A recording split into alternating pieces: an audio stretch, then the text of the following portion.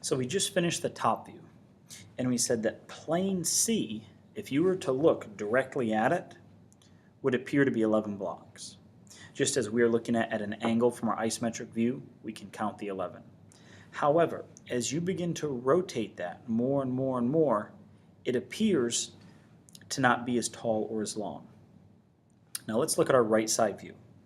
We skip one block from the front view to the right side view, and automatically, what do I know about the height of the right side view? You should know that it is the same as the height of the front view. I can look at my right side view and count the number of blocks wide, 3 blocks wide.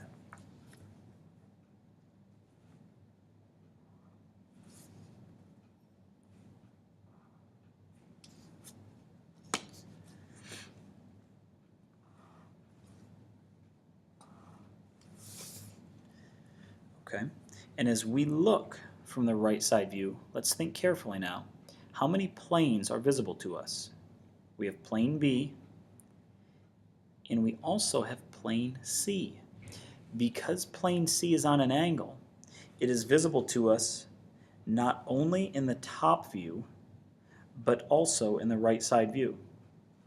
So as I look at plane B, it's 2 blocks tall in the front view, so it's going to be 2 blocks tall in the right side view.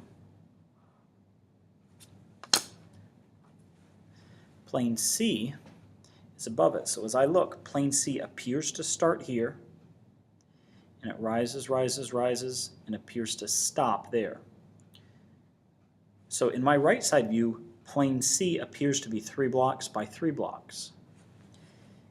In my top view, it appears to be 3 blocks by 8 blocks. Now that's the same view, the same plane, I should say, that we're drawing in 2 different views. But it looks different.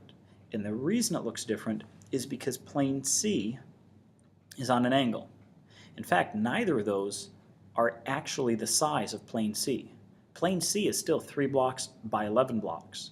But because that plane is rotated on an angle, because it's tilted on an angle, it appears to be different.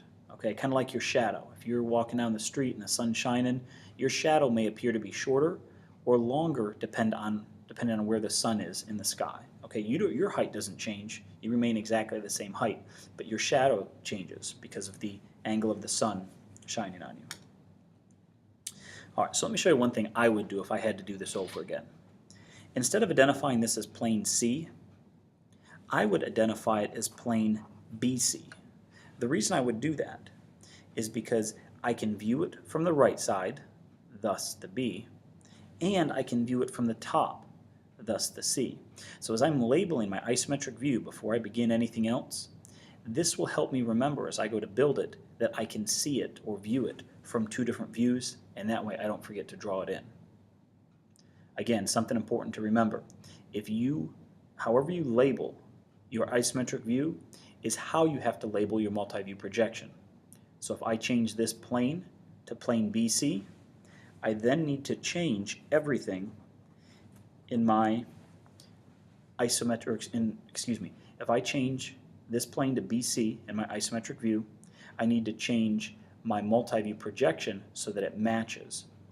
So these now are all BC instead of just C. All right, let's keep going.